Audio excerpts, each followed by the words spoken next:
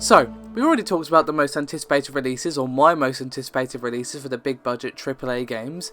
So let's talk about some of the indie titles coming out at the tail end of this year, and some of the ones coming out next year. To kick things off, let's begin with We Happy Few. I must admit, the early access version did just damp up my excitement somewhat for this game. I hadn't expected it to be quite so intrinsically built around survival mechanics, especially ones that were just nag.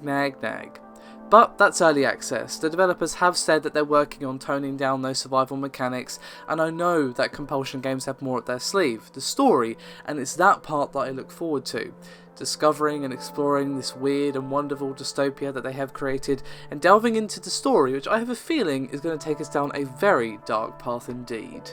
Next up is Grip, a game seemingly made of pure childhood nostalgia.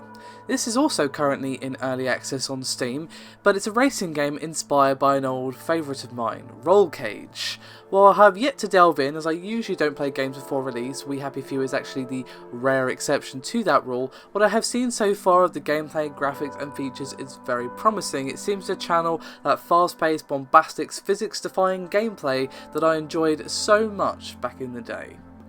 Next up is Perception, a game that I have spoken about before in my most anticipated horror games video, but from what I've seen so far it's definitely worth multiple mentions. While this is technically an indie title, the team behind it, Deep End Games, have some serious AAA credentials, as they have team members that worked on both Bioshock and Bioshock Infinite.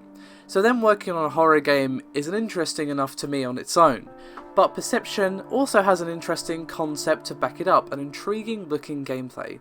Essentially, it's a first person game where your character is blind, and you quote unquote see using echolocation, with every sound creating a visual.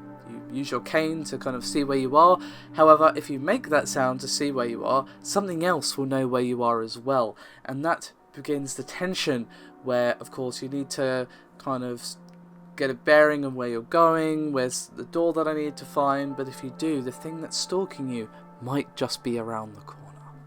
Next up is Mother Russia Bleeds, a game that is further proof that publisher Devolver Digital just has a fantastic eye for weird yet wonderfully executed games. They will always have a place in my heart for publishing Hotline Miami and Hotline Miami 2, and Mother Russia Bleeds does seem to channel some of that hyper-violent spirit of Dennerton Games' creation.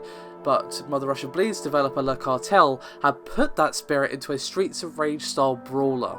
This game looks to have the same intense, drug-addled, music-fueled and blood-encrusted soul of the HM games, but in a ruthless Soviet Union setting with nostalgic gameplay of that fondly remembered Sega classic. Assuming of course that game was 100% more violent, had 100% more blood, and of course had music that made you feel like you were on drugs. And to top things off, we have the wonderful Cuphead by Studio MDHR. Now this game used to be presented as a solely boss rush based game, however at E3 we saw that there is some gameplay in between bosses now with some more traditional side-scrolling gameplay. However, it is still a game heavily focused on those boss battles, but with a wonderful whimsical style reminiscent of old cartoons. But not only are the characters, the world and the bosses themselves beautifully designed and a perfect callback to those cartoons, the music is also excellent. The gameplay, while a seemingly quite traditional side-scrolling affair, does seem to have some uniqueness to it that pairs with a very unique visual presentation. How this game plays, of course, we have yet to find out, but the game has already elevated itself among a sea of side-scrolling games that come out in droves each year by just being a truly unique and looking and sounding experience.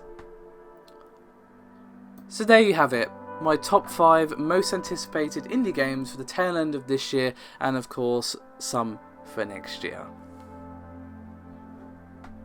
Let me know your thoughts on my choices. What would you add to this list? What would you take off this list? Let me know your thoughts and opinions, guys. Thank you very much for watching. And do remember to like and subscribe. It does help out a great deal and it is greatly appreciated. I'll see you next time.